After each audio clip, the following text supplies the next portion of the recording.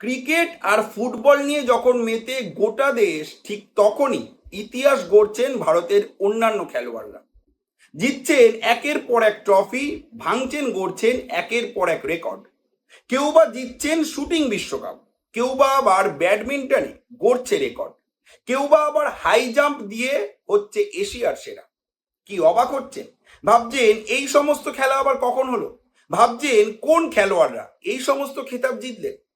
আজকের এই ভিডিওতে আমরা সেই সমস্ত খেলোয়াড় এবং সেই সমস্ত চ্যাম্পিয়নশিপ আপনাদের সামনে তুলে ধরবো। তাই অবশ্যই এই ভিডিওটি ধৈর্য দিয়ে শেষ পর্যন্ত দেখতে ভুলবেন না। চলুন শুরু করা যাক। প্রথমেই আপনাদের জানাবো সিঙ্গাপুর ওপেন চ্যাম্পিয়নশিপ নিয়ে।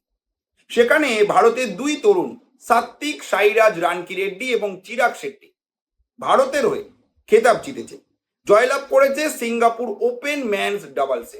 কিন্তু এই চ্যাম্পিয়নশিপ এত গুরুত্বপূর্ণ কেন জানেন?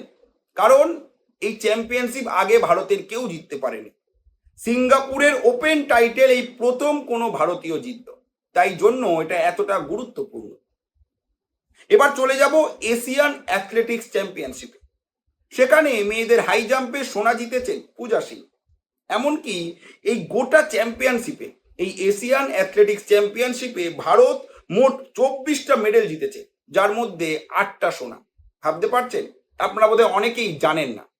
এরপর জানাবো নিউ তাইপেইতে একটা সিটি অ্যাথলেটিক্স ওপেন 2026 চ্যাম্পিয়নশিপ অনুষ্ঠিত হচ্ছে। সেখানেও ভারতীয় লং জাম্পার শৈলী সিং সোনা জিতেছে। এছাড়াও সেখানে মেয়েদের 4x100 মিটার রিলে রেসে সোনা জিতেছেন ভারতের হয়ে শ্রাবণী, স্নেহা, সুদেশনা এবং তামান্না। তারা মাত্র 44.07 সেকেন্ডে নিজেদের রেস শেষ করেছে। জানলে অবাক হবেন, এই সময়টা কিন্তু চ্যাম্পিয়নশিপ রেকর্ডের সমান। মানে বিশ্ব রেকর্ড যেটা রয়েছে সেই সময়ের সমান সময় তারা নিজেদের রেস শেষ করেছে। এবার জানাবো ভারতের সব থেকে দ্রুততম মানবের কথা। আপনারা হয়তো ভাবছেন যে ভারতের উড়ন্ত শিখ হিসাবে পরিচিত মিলখা সিং, তাকেই ভারতের সব থেকে দ্রুত মানব বলে ধরা হয়। কিন্তু না, এবার সেই উড়ন্ত শিখ মিলখা সিং এর রেকর্ড ভেঙে দিয়েছেন আর এক ভারতীয়। নাম তার গুরিন্দর বীর সিং। 100 মিটার রেসে তিনি সোনা জিতেছেন আর ভেঙে দিয়েছেন আমাদের দেশের উড়ন্ত শিখ হিসাবে পরিচিত মিলখা সিং এর রেকর্ড। অন্যদিকে ভিশাল টিকে তিনি প্রথম ভারতীয় হিসাবে মাত্র 45 সেকেন্ডে শেষ করেছেন 400 মিটারের দৌড়। এবার জানাবো অন্য একটা খেলা, লং জাম্প। সেখানে ছেলেদের লং জাম্পে সোনা জিতেছেন শাহনাবাজ খান। ছেলেদের হেপট্যাথলনে সোনা জিতেছেন তেজস্বিন শঙ্কর। এবার জানাবো শুটিং বিশ্বকাপের কথা। ISSF বিশ্বকাপ হচ্ছে, ইন্টারন্যাশনাল শুটিং স্পোর্টস ফেডারেশন। সেখানে ভারতের শুটার এসা সিং 25 মিটার পিস্তল ইভেন্টে সোনা জিতেছে। এবার জানাবো বিশ্ব যোগাসন চ্যাম্পিয়নশিপ নিয়ে। ভারতে প্রথম বিশ্ব যোগাসন চ্যাম্পিয়নশিপ অনুষ্ঠিত হলো। সেখানে ভারত শুধু জেতেনি, অন্যান্য দেশকে দুর্মুষ করেছে। 114টা মেডেল জিতেছে, যার মধ্যে 102টো সোনা, 9টা সিলভার, 3টে ব্রোঞ্জ। 114টা মেডেল জিতে ভারত রয়েছে প্রথম স্থানে। দ্বিতীয় স্থানে রয়েছে নেপাল, তারা ভারতের হাফ মেডেলও জিততে পারেনি। তারা জিতেছে মোট 52টা মেডেল।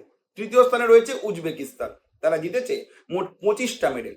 অর্থাৎ যে যোগাসন নিয়ে ভারতীয়রা এত গর্ব করে, এবার প্রমাণ করে দিল যে আমরাই যোগাসনে সেরা।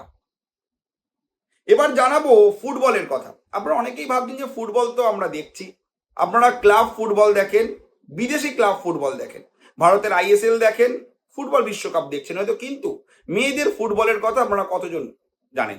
কতজন খোঁজ রাখেন সেই খেলা নিয়ে? কারণ এবার ভারতের মহিলা ফুটবল দল সাফ উইমেন্স চ্যাম্পিয়নশিপে বাংলাদেশকে 3-1 গোলে হারিয়ে জয়লাভ করে নিয়েছে সাফ উইমেন চ্যাম্পিয়নশিপ। এবার জানাবো দাবার কথা। ভারতের দাবাড়ু রমেশ বাবু প্রজ্ঞানন্দা, তিনি প্রথম ভারতীয় দাবাড়ু হিসাবে নরওয়ে খেতাব জিতেছেন। এই খেতাব ভারতের সব থেকে জনপ্রিয় দাবাড়ু বিশ্বনাথন আনন্দ কিন্তু জিততে পারেননি।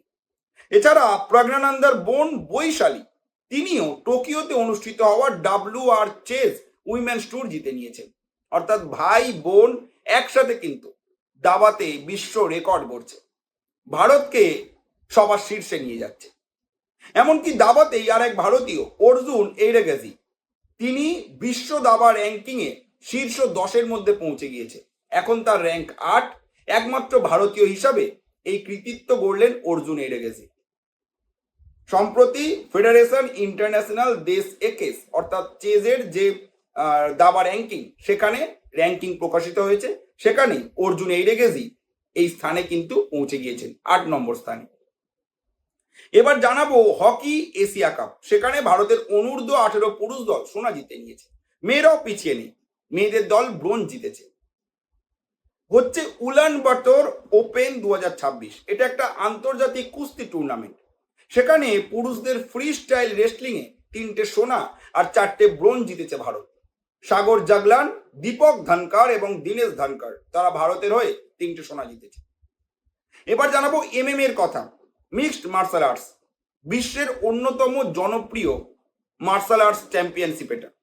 সেখানে নাজারেত নামের একজন অ্যাথলিট প্রথম ভারতীয় ফাইটার হিসাবে $1 লক্ষ চ্যাম্পিয়নশিপ কন্ট্রাক্ট পেয়েছে, সাথে $10,000 পারফরমেন্স বোনাস পেয়েছে। এই নাজারেত একজন ভারতীয় অ্যাথলিট এবং তিনি সবজি বিক্রি করতেন। গ্র্যাপলিং ওয়ার্ল্ড কাপ হচ্ছে, সেখানে 44টা মেডেল জিতেছে ভারত, আর 44টা মেডেল নিয়ে দ্বিতীয় স্থানে রয়েছে তারা। ভাবতে পারছেন, দাবা থেকে শুরু করে ব্যাডমিন্টন, শুটিং থেকে শুরু করে হেপ্ট্যাথলন, এমনকি কুস্তি, মার্শাল আর্ট, সর্বত্র একের পর এক রেকর্ড গড়েছে ভারত। একের পর এক খেতাব জিতে নিয়েছে তারা, একের পর এক ইতিহাস তৈরি করেছে। কিন্তু আপনারা কতজন জানেন এই খেলার বিষয়, এই খেলোয়াড়দের বিষয়? আপনাদের কি মনে হয় ক্রিকেট ফুটবলের পাশাপাশি ভারতের এই সমস্ত খেলোয়াড়রাও কি আরো বেশি স্পটলাইট ডিজার্ভ করে?